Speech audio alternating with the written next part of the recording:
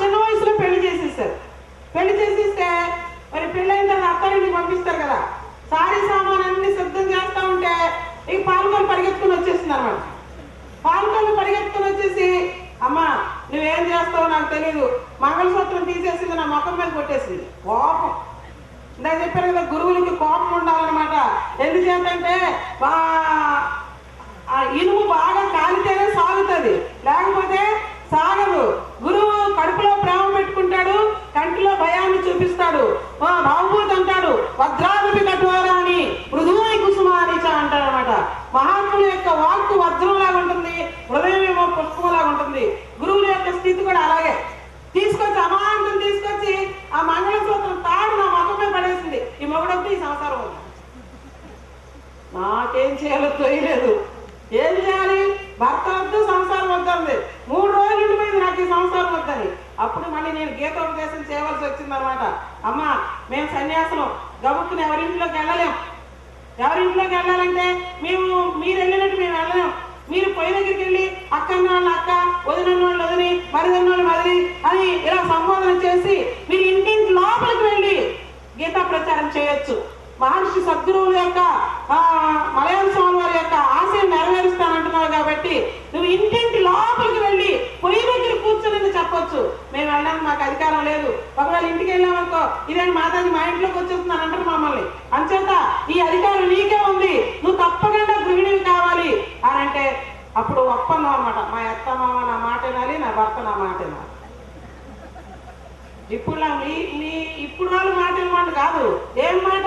గీతా ప్రచారానికి ఏ రోజు అడ్డం వస్తారో ఆ రోజు ఆ ఇంటి మొదలు పెట్టి వచ్చేస్తాం. అదే మాట మేము చెప్పించి పంపించాం. కానీ ఆ పుణ్యాత్ముడు మా శ్రీనివాసు, నిజంగా శ్రీనివాసుడు అండి, భార్యకి అవకాశం ఇస్తున్నారంటే ఎవరిస్తారండి ఈ రోజుల్లో? వెళ్ళిన 2 సంవత్సరాలకే పుట్టాడు మాట వేణుగోపాల స్వామి. ఆ నిండు గర్భిణీతోనూ ఈ రోజులంటే అన్ని సౌకర్యాలు ఉన్నాయి. పల్లెటూర్లండి లారీలు అంటే లారీలు ఎక్కి, సైకిల్ అంటే సైకిల్ ఎక్కి, రిక్షా అంటే రిక్షా ఎక్కి నడిచి మారుమూల ఊర్లకి వెళ్ళి తిండి లేక తిప్పలు లేక గర్భిణీ స్త్రీకి ఎన్నో కోరికలు ఉంటాయి. ఆ కోరికలను పక్కకు పెట్టేసేసి ఆ భగవద్గీత సద్గురుదేవులు ఇంటింట్లో ఉండాలి, ఇంటింట్లో భగవద్గీత ఉండాలి అని ప్రధానమైనటువంటి సంకల్పంతో మరి ప్రచారం చేస్తూ ఉంటే వాడు పుట్టాడనమాట. వాడంతుండే అవమానాలు పడిందో అన్ని పడినా రెండింటిని పట్టుకుంది. ఏమిటా 2? సద్గురుదేవుడు, భగవద్గీత. అందుచేత మరి శంకరాచార్యులు వారు చెప్పేటట్లుగా భగవద్గీత ఎవరైతే పట్టుకుంటారో అటువంటి వారి దగ్గరికి యమధర్మరాజు రానే రాడు. అయితే మీరందరూ భగవద్గీత పట్టుకుంటున్నారు, మీరే కాదు ఇంకొకటి మీరు తయారు చేయాలి. ఒక దీపము నుండి అనేక దీపాలు వెలిగేటట్లుగా మీరు మీ ఊళ్ళో కొంత సమాజాన్ని ఏర్పాటు చేసింది ఆ తల్లి. అయితే మా వరకే మేము పరిమితం అనుకోకూడదు. మీరు ఇంకొక 10 మందిని తయారు చేయాలి, వాళ్ళు ఇంకొక 10 మందిని తయారు చేయాలి. అలా అయితే విశ్వమే గీతామయం అయిపోతుందన్నమాట. భగవద్గీత కించిదీత గంగా జలలవ కణికా పీత సకృతపియేన మురారి సమర్చ తస్యేమోపి నా కురితే చర్చ అని మనకి శంకరాచార్యులు చెప్తున్నారు. భగవద్గీత కొద్దిగా చదవాలి, కొద్దిగా చదవమన్నాను. రేపటి నుండి ఎత్ర యోగేశ్వర కృష్ణాన్ని చూరుకోకండి. స్వామి పోతులకి ఎక్కడా స్థానం లేదు, మలయాళ స్వామిలో చెప్పారు కదా. కొద్దిగా చదవమన్నారు కదండి శంకరాచార్య గారు. మేము ఎత్ర యోగేశ్వర కృష్ణ ఎత్ర భారత అయిపోయింది భగవద్గీత అని అనుకునేది. స్వామి గారు వ్యాసాశ్రమంలో ఒక సూక్తి రాశారంట, సోమరులకు ఇచ్చట స్థానం లేదు అని రాశారంట. మహా తెలివైన ఒకటి ఉన్నారండి. వాడు ఇప్పుడు మానవులు మహా మేధావులు కదండి. దండస్వామిలో చెప్తూ ఉంటారు. ఒక ఆయన పుట్టుపర్తి వెళ్ళాడంట సాయిబాబా దగ్గరికి. వెళ్ళి బాబా గారు మీకు అనేకమైన చమత్కారాలు వచ్చు కదా, అనేకమైన సిద్ధులు వచ్చు కదా, మరి రోజు రోజుకి పెట్రోల్ ధర మండిపోతా ఉంది, సముద్రంలో నీళ్ళంతా అలా ఉండిపోతున్నాయి, సముద్ర జలాన్ని మీ చమత్కారాలతో, మీ చిట్కాలతో, మీ సిద్ధులతో సముద్ర జలాన్ని మరి పెట్రోల్ గా మార్చేవచ్చు కదా అన్నాడంట. బాబా గారు చూసారు, ఓహో నీ తెలివితేటలు ఎంతో వక్ర బుద్ధి వెళ్తున్నాయా అనుకున్నారు స్వామి. అనుకుని అవును బంగారు నేను చేద్దామని అనుకుంటున్నాను, నాకు అనిపిస్తుంది అనవసరంగా సముద్ర జలాలను ఉండిపోయినాయి, వాటిని అన్నింటినీ పెట్రోల్ గా చేసేయాలని అనుకుంటున్నాను. కానీ నీలాంటి మేధావులు సముద్ర తీరానికి బీచ్కి వెళ్తారు కదా, వెళ్ళేటప్పుడు సిగరెట్ ముట్టించుకుంటారు కదా, ఆ సిగరెట్ వెలిగించుకుని అగ్గిపుల్ల ఒకవేళ పొరపాటున ఆ సముద్రంలో విసిరేశారనుకో, సముద్రం అంతా బగ్గును మండిపోతుంది, లోకాలన్నీ బగ్గును మండిపోతాయి, అందుకే నేను చేయట్లేదు అని. అలాగే సద్గురు మహర్షి మలయాళ స్వామి దగ్గరికి ఒకడు వెళ్ళి, స్వామి స్వాములకు ఇచ్చట స్థానం లేదని రాశారు కదా, మరి ఎచ్చట ఉండునో చెప్పండి అని అడిగాడు. ఎచ్చట ఉండునో చెప్పండి అంటే అప్పుడు స్వామివారు మళ్ళీ వెంటనే అవునవును పొరపాటు, ఈ స్వాములకు ఎచ్చటనో స్థానం లేదు. చూసారా, స్వాములతనం అనేది మహా ప్రమాదకారి అన్నమాట. మరి మా అనసూయమ్మ రాత్రనక పగలనక నిద్రనక తిందనక తిప్పలనక పిల్లలనక, మరి ఈ పిల్లలు ఎక్కడైనా చదువుతుంటే మీరు ఎన్నో అవసరం పడుతూ ఉంటారు, కానీ ఆ భగవంతుడు ఆ పిల్లలు కూడా అలాంటి వాళ్ళు ఇచ్చారండి. బ్రహ్మ విష్ణు మహేశ్వరులు ముగ్గురు పాపం వాళ్ళు వచ్చేసారనమాట. మరి వాళ్ళు కూడా వాళ్ళపై వాళ్ళు వండుకొని వాళ్ళ కాలేజీకి వాళ్ళు వెళ్ళి వాళ్ళ పుస్తకాలు వాళ్ళు చూసుకొని అన్ని మొత్తం A to Z వాళ్ళు చూసుకుంటున్నారు. అంచేత సానుకూలే జగన్నాథ సానుకూలం జగత్రయం, నానుకూలే జగన్నాథం నానుకూలం జగత్రయం అని మా రామకృష్ణ స్వామి చెప్తూ ఉండేవారు. ఎప్పుడు కూడా ఒక భగవంతుని అనుకూలంగా పెట్టుకుంటే సృష్టి అంతా అనుకూలంగా ఉంటుంది, ఒక భగవంతుని ప్రతికూలంగా పెట్టుకున్నాం అనుకోండి సృష్టి అంతా ప్రతికూలం అయిపోతుంది. దుర్యోధనుడు అర్జునుడు ఇద్దరు కూడా సహాయం అందించడానికి వెళ్తారు శ్రీకృష్ణ పరమాత్మ దగ్గరికి. మనందరికీ తెలిసి కథ. అర్జునుడు ఎక్కడ కూర్చుంటాడు? కాళ్ళ దగ్గర కాళ్ళ దగ్గర మరి దుర్యోధనుడు ఎక్కడ కూర్చుంటాడు? కాళ్ళ దగ్గర. ఎందుకు కాళ్ళ దగ్గర కూర్చున్నాడు?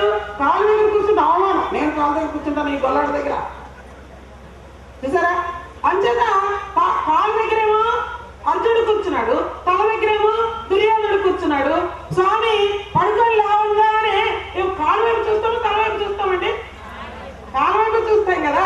స్వామి లేవగానే ఈయన కాళ్ళ వైపు చూశాడు, అక్కడ అర్జునుడు కూర్చున్నాడు. బావా ఎప్పుడు వచ్చావు అన్నాడు. ఈయన అంటున్నాడు ఈయన పలకరించలేదు, ఈ లోపల ఒకటి కూడా అయిపోతుంది అనమాట. ఎందుకంటే అహంకారంతో కూడుకున్న వాడికి అనుమానాలు ఎక్కువ ఉంటాయి అన్నమాట.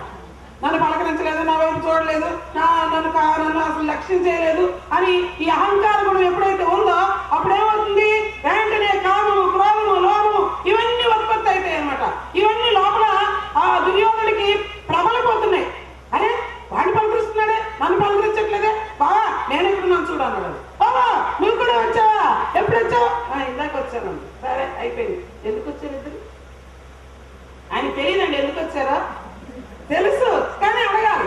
చిన్నపిల్లవాడు పడిపోయిన తర్వాత వాడు మోకాలు పట్టుకుపోయి ఏడుస్తున్నాడు. అమ్మకు తెలుసు వాడు పడిపోయాడు, మోకాలు పట్టుకుపోయి అని తల్లికి తెలుసు, కానీ మళ్ళీ వాడు లేవనెత్తి ఏమన్నా ఏమైంది ఏమన్నా ఏమైంది అని అడుగుతుంది. ఎందుకంటే వాడితో చెప్పించాలి. అలాగే నేను కృష్ణ పరమాత్మ అడిగాడు అర్జునుడిని, నా అయ్యా ఏం కావాలి? బావా సహాయం కోసం వచ్చాను. బావా నేను కూడా వచ్చాను, ఏం కావాలా? నీ సహాయమే కావాలి. అయితే ఇద్దరు నా సహాయం కొడితే ఎవరికి నేను సహాయం చేయాలి? ఇలా కాదు, నా నారాయణ సైన్యము 10,000 ఉన్నాయి, నేను ఒక్కడిని ఒక్క పట్టుకుంటాను, నారాయణ సైన్యం ఒక పట్టుకుంటుంది, నీకేం కావాలో కోరుకో. మనమైతే ఏం చేస్తామండి? ఎక్కువ జనం ఉంటే చాలు మనకు ఓట్లు పడతాయి. అక్కడ కృష్ణుడు ఏం ఓటేస్తాడు? ఇక వెంటనే ఇక మరి అడుగు ఆగాగాగు అర్జున, నువ్వు చిన్నవాడివి, అన్నచాటి వాడివి, నీకు స్వతంత్ర బుద్ధి లేదు. అంచేత ఒకవేళ నువ్వు పొరపాటు లేదని కోరిస్తావునుకో మీ అన్న నిన్ను క్షమించుకోవచ్చు, ముందు నువ్వు కోరుకో అని. ఎప్పుడైతే అర్జునుడు కోరుకోమన్నాడో దుర్యోధనుడికి అప్పుడే గుండెల్లో లటకమంటుంది. ఏమి నారాయణ సైన్యం కోరేసుకుంటాడేమో, 10,000 మంది. ఈ గొల్లడు ఏం చేస్తాడు? ఆయుధం పట్టనన్నాడు, యుద్ధం చేయనన్నాడు, ఏం చేస్తాడు ఈయన అనుకున్నాడు పాపం. అనుకుని బావా అర్జునుడు అడుగుతున్నాడు, బావా నాకు నారాయణ సైన్యం అక్కర్లే, బలగము ఎంతున్నా అక్కర్లే, దైవ బలం ఉంటే చాలు, దైవ బలం నాకుంటే చాలు, నువ్వు ఒక్కడ ఉంటే చాలు. ఇప్పుడు 1 ఉందనుకోండి, 1 పక్కన 0 పెట్టామనుకోండి, ఎన్నైతాయి? 9 అవుతాయా? 10 అవుతాయి. ఆ పక్క 0 పెట్టామనుకో, ఆ పక్క 0 పెట్టామనుకో, ఆ పక్క 0 పెట్టామనుకో, ఆ పక్క 0 పెట్టామనుకో, ఇక ఎన్నైతే అలా లెక్కేసుకుంటే వెళ్తే 0లకు విలువ పెరుగుతుందా లేదా? ఇక్కడ నుండి 1 తీసేసినాము, ఇక్కడ నుండి హైదరాబాద్ వరకు 0 పెట్టాము, అన్ని 0 కలిపితే ఏమవుతుంది? పెద్ద 0 అవుతుంది కదా, ఏముండదు అనమాట. అలాగా అర్జునుడు అన్నాడు, బా నువ్వు అక్కడ ఉంటే చాలు. భగవంతుడు ఒక్కడిని పట్టుకుంటే అన్ని మనకు వస్తాయన్నమాట. ఒక రాజుగారు ఎగ్జిబిషన్ పెట్టారండి.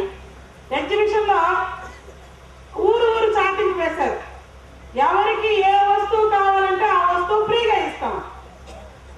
వచ్చిన వాళ్ళంతా తీసుకెళ్ళిపోవాలి. ఇలాగే పెద్ద టెంట్లు వేశారు, చుట్టూ కట్టేశారు, రెండు ద్వారబంధాలు పెట్టారన్నమాట, 2 దారి గేట్లు. అయితే వచ్చిన వాళ్ళంతా అలా చూసుకుంటూ రావాలి. ఎవరికి ఏది కావాలంటే ఉప్పు దగ్గర నుండి వజ్రాల వరకు ఉన్నాయి దాంట్లో. ఎవరికి ఏది కావాలంటే అది తీసుకెళ్ళచ్చు. ఎవరు తీసుకెళ్ళి ఒక వస్తువు పట్టుకెళ్ళాలి. అందరూ వాళ్ళకి కావాల్సినవన్నీ ఫ్రీగా వస్తే పెనాలని తాగిస్తారు కదండి. అంచేత ఎవరికి కావాల్సినవన్నీ వాళ్ళు ఒక్కొక్కటి పట్టుకొని వెళ్ళిపోతున్నారు అనమాట. ఆఖరి ఒక అమ్మాయి లోపలికి వెళ్ళి అన్ని చూసిందండి. ఒత్తి చేతితో వెళ్ళిపోతుంది, ఖాళీ చేతితో. రాజుగారేమో అందరూ వెళ్లే ద్వారం దగ్గర కూర్చున్నాడు, గేట్ దగ్గర. ఈ అమ్మాయిని చూశాడు. అమ్మా, లోపలికి వెళ్ళావు కదా, ఓల్డ్ ఆభరణాలు ఉన్నాయి, ఆకర్షణీయమైన వస్తువులన్నీ ఉన్నాయి, నువ్వేం తీసుకెళ్ళకుండా ఖాళీ చేతితో వెళ్ళిపోతున్నావు ఏంటంటే, మహారాజా నాకు చాలా నచ్చినాయి కానీ నాకు నచ్చిన వస్తువు నువ్వు ఇవ్వలేవులే అన్నాను. అదేంటిది? ఇవ్వడానికి నేను సిద్ధంగా ఉన్నాను, తీసుకొని నువ్వు రెడీగా ఉండు, ఏం కావాలో కోరుకో అన్నాడంట. మహారాజా నువ్వే కావాలి. అప్పుడు ఏం చేస్తాడు? ఇస్తానన్నాడు కదా, పెళ్లి చేసుకుంటాడు. పెళ్లి చేసుకున్న తర్వాత అంతఃపురంలోకి వెళ్ళిన తర్వాత మహారాణి అయిన తర్వాత అప్పుడు అడుగుతాడు, ఏమమ్మా అంతా ఆ ఎగ్జిబిషన్ లో చాలా అలంకారమైనటువంటి ఆభరణాలన్నీ ఉన్నాయి కదా, అవన్నీ వదిలేసి నన్నే ఎందుకు కోరుతున్నావు అని అడుగుతాడు. మహారాజా నీ షరతు ఏమిటంటే ఎవరైనా లోపలికి వెళ్తే ఒకే వస్తువు తీసుకెళ్ళాలి. ఎగ్జిబిషన్ నీది, తీసుకుంటే ఒక వస్తువు తీసుకెళ్ళాలి. నువ్వే నా సొంతం అయిపోయావు అనుకో, అప్పుడు ఎగ్జిబిషన్ అంతా ఎవరిది? నాది. ఎప్పుడు ఏది కావాలంటే అప్పుడు అప్లికేషన్ లేకుండా సప్లై చేస్తాను. అంచేత ఈ ప్రపంచం అనేది ఒక ఎగ్జిబిషన్. ఈ ఎగ్జిబిషన్ అధినాథుడు భగవంతుడు అనమాట. అర్జునుడు భగవంతుడిని పట్టుకున్నాడు, ఎగ్జిబిషన్ లో వస్తువులు పట్టుకున్నాడు దుర్యోధనుడు. ఆఖరికి మిగిలింది ఏమిటి? దుర్యోధనుడికి నోట్లో మంచినీళ్ళు పోసినోడు కూడా లేకుండా దిక్కులేని సాగు తెచ్చాడు. అర్జునుడేమో భగవంతుని యొక్క దివ్య కృపతో అనంతమైనటువంటి విజయలక్ష్మిని పొంది ఆఖరికి మోక్ష లక్ష్మిని పొంది తీవ్రమైనటువంటి వైరాగ్య తత్వజ్ఞానిగా నిలిచిపోయాడు. అందుచేత భగవంతుడిని పట్టుకోవాలి. భగవద్గీత కించిత గీత, భగవద్గీత చదవండి. కొద్దిగా చదవమన్నాడు, ఒక శ్లోకంతో ముట్టికండి, పూర్తిగా చదవండి. ఎందుకంటే సోమర్తనము ఈ రోజు మనం చేసామనుకో, తగ్గించామనుకో, రేపు మళ్ళీ ఈ రోజు చదవలేదనుకో, నేను చదవలేదు కదా ఏమైందిలే అని రేపు మళ్ళీ సోమర్తనం వస్తాను. రామకృష్ణానంద స్వామి చెప్పేవారు, స్వామరి పరమ స్వామరి అని ఇద్దరు ఉండేవారు అంటండి. ఇద్దరు ఒక అడవిలో దారి పక్కన పడుకొని ఉన్నారు. పడుకొని ఉంటే ఒక సాధువు గారు దారి మీద వెళ్ళిపోతూ ఉన్నారు.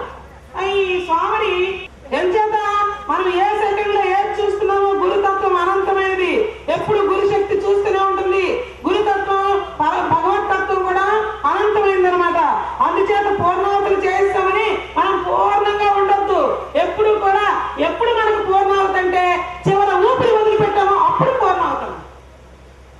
అంచేత ప్రతి ఒక్కరు కూడా నిద్ర ఆలస్యము ఎప్పుడైతే మనం చేసామో ప్రమాదాలు అప్పుడే వచ్చి పడతాయండి. మేము భగవద్గీత చదివాం కదా, మాకెందుకు కష్టాలు అంటాం. నువ్వు పూర్తిగా చదువు, పూర్తిగా విశ్వసించు, పూర్తిగా నమ్ము. ఇవాళ భగవద్గీత చదివాము, ఇవాళ కొబ్బరికాయలు కొట్టాము, మాకెందుకండి ఈ కష్టాలు అంటాం. కానీ నిన్న ఏం చేసావు నీకు తెలియదు కదా, కిందటి జన్మలో ఏం చేసావు తెలియదు కదా. కిందటి జన్మలో నువ్వు చేసిన పాపాలన్నింటినీ కూడా వ్యాధి రూపంలోను, కష్ట రూపంలోను, శారీరకంగాను, మానసికంగాను మనం ఇబ్బందులు పడవలసి వస్తుంది అనమాట. అంచేత ఆ బాధలు పోవాలి అంటే మనం గత జన్మలో ఏం చేస్తామో తెలియదండి. చూడండి, మీ ఇంటికి ఒక చుట్టూ వచ్చాడు అనుకోండి, పల్లెటూరు ఆయన, మీ అందరి చేత భగవద్గీత పట్టించినందుకు పూర్ణాహుతులు అయిపోగానే భగవద్గీతలు గూట్లో పెట్టకండి. చుట్టూ